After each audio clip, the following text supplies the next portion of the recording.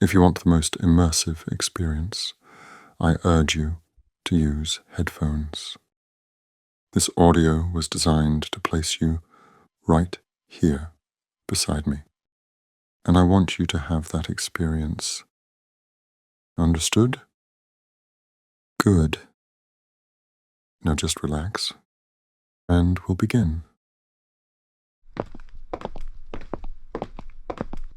We'll need to quicken the pace. Unless, of course, you fancy arriving late to the staff meeting.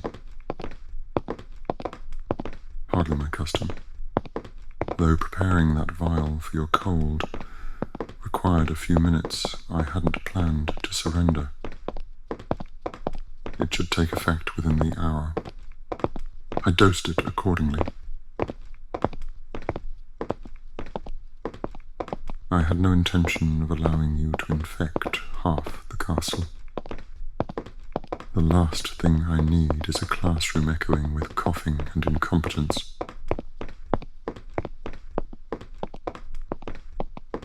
I have back-to-back classes today. Monday, as ever, insists on testing the limits of my tolerance.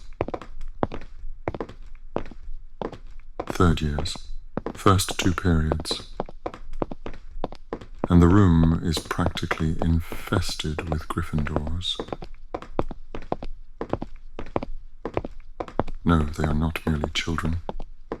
They are loud, inattentive, and seemingly immune to instruction. I repeat myself so often I might as well enchant the chalkboard to drone it out on a loop. Half the class is already failing, and frankly, I doubt they even care. They're far more interested in parading their supposed defense skills, what little they possess.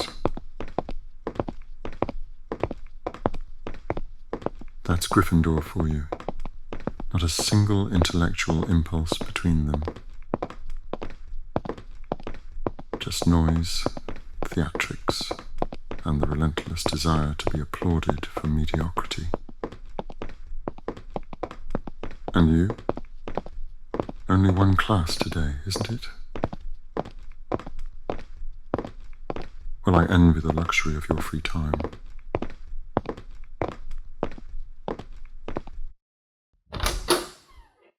After you.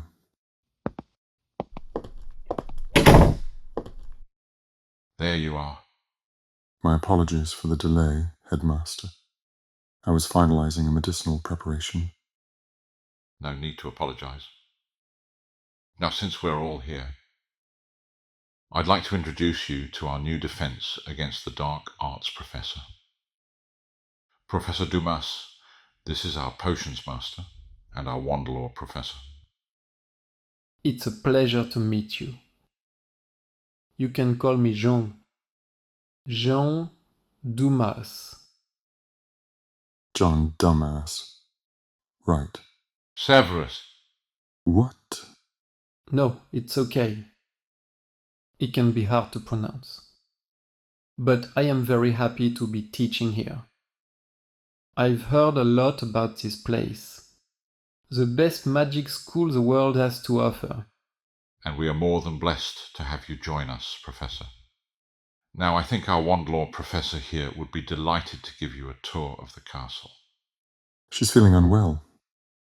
But perhaps I could give you a tour. Severus, you have classes to teach. Unwell? What kind of unwell? The kind that can't give personalized tours. Clearly. She just has a bit of a cold, that's all. A cold, you say? I could fix that for you. I know how annoying the sniffling can be. She doesn't need your fixing. I already gave her something. Not to offend the potions master, but potions tend to be only temporary. I know a charm. One of my own, actually. Hold still, okay? It'll take just one moment. Soinvel. There, that should feel better. A rather elegant charm, Jean. Indeed. However, it was completely unnecessary. I already administered a tailored potion less than an hour ago. I'm sure it helps, but potions can be rather slow acting. I find charms to be more immediate. Still, we got a result, didn't we? Did we?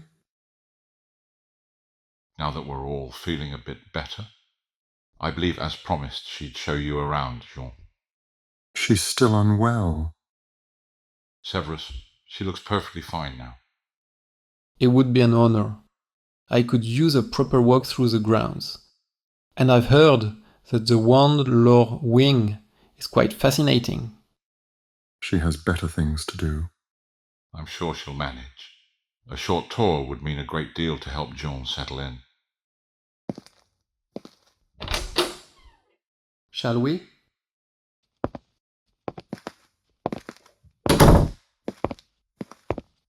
What was that? I could ask you the same thing. You know, I always wanted to see this place, growing up. I read about it a lot in magazines. Photos of the Great Hall, the greenhouses, Hogsmeade in the winter. I begged my parents to send me here. I must have written to the school 3 times myself. But I couldn't speak a word of English back then, so it wasn't exactly practical. They homeschooled me instead. It wasn't a bad situation, but sometimes lonely. You know? No classmates, no duels under the desk. Just books, lots of them. I was a nobody, really.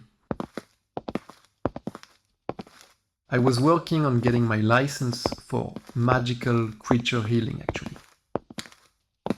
But after the train incident, everything changed. It was all over French newspapers. I'm surprised you didn't hear about it. I was 24 at the time. L'Étoile de Minuit. It's a train that runs between Toulouse and Paris. A high-speed magical line. It was hijacked by dark practitioners.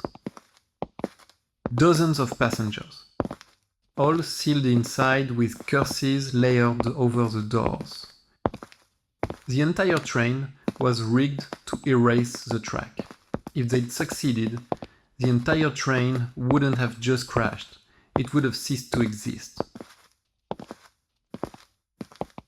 They were targeting one of our ministers, who just so happened to be on board at the same time I was.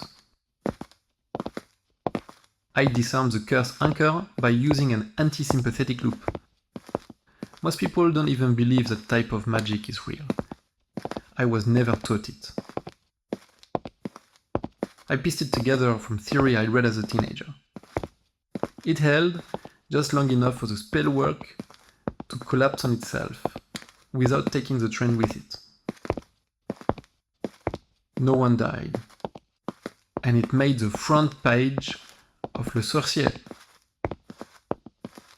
Since then, witches and wizards all over have sought me out for defense tuition. Dumbledore said Hogwarts needed someone who could act with instinct. I jumped at the offer. I've been talking a lot, haven't I? You're probably regretting this tour. I worry about first impressions, you know? My English slips sometimes, and when I get nervous, I think I sound arrogant. I catch myself going on and on. Ah, this must be the wandlore department. Which one's your classroom? I want to see it.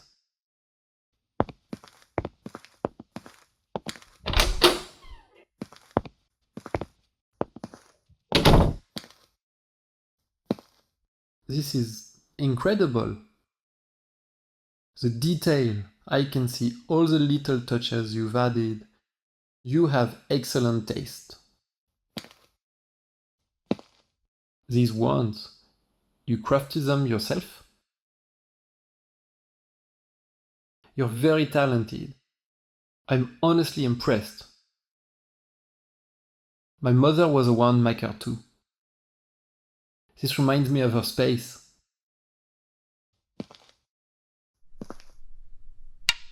I can feel the love in these pieces. That kind of energy, it changes a wand, makes it alive. Yes, exactly. That's what I mean. Those mass-produced ones, they're hollow, like they're only pretending to be real magic. But in here, I can feel the... There you are. Apologies for the interruption, but I need your help. Not much of a tour, is it? Standing about in a classroom all morning. One of my Slytherin prefects is waiting outside. They can finish showing him around. This is more important. My wand is damaged. It requires immediate attention.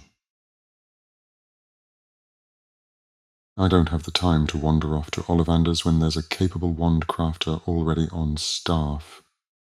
You know, there's an old saying, it's bad luck to have your wand repaired by anyone other than the one who made it. Listen, Dumas, I don't have time for your folklore. If you prefer myths and omens, the divination department is just upstairs. It's alright. I'll see you at lunch, maybe? Okay, see you then.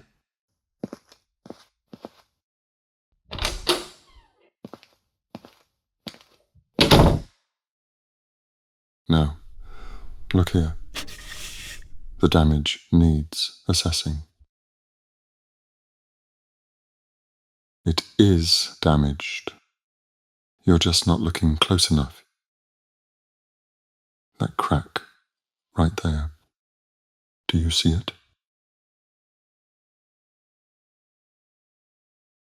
Yes. It may be small, but it's affecting performance. I can feel it. If left unchecked, it could become volatile.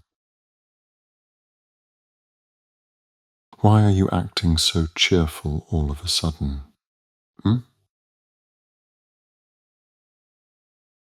Yes, you are.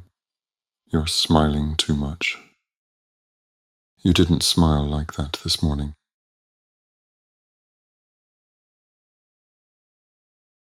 You can deny it all you like, but you're forgetting who you're dealing with.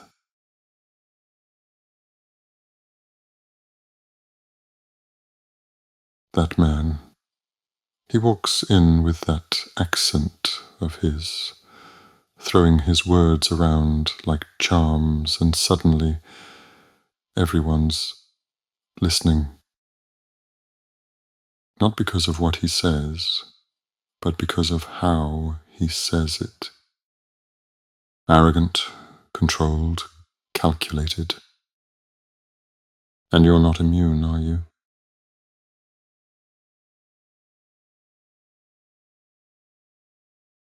He looks at you like he already knows you'll say yes to whatever he asks. Like you're some puzzle he's halfway through solving.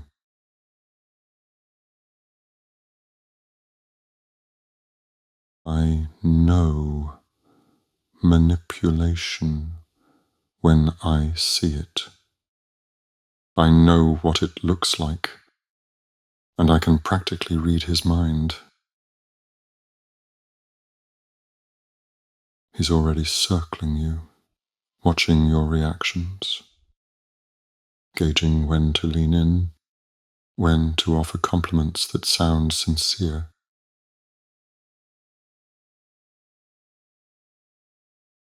That's not what I said. I didn't say you weren't deserving of compliments. If you want flattery, I'm sure he has an endless supply. I'm telling you this because someone should be.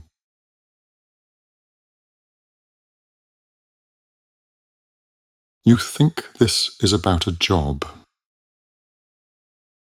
Let me assure you, I'm quite used to being overlooked for that position. If you want to reduce this to career envy, go ahead. Fall for your own stupidity. I don't trust him. You think I'm being paranoid? I'm trying to be a friend. I do care about people other than myself. All the time, actually. You think you've got me all figured out, don't you? Cold, self-serving. But you're wrong. I'm telling you to stay away from that man. Do you understand? No, you will listen to me, because I know better. Fine. Good luck, then. Don't come crying to me when it all goes wrong. You fool.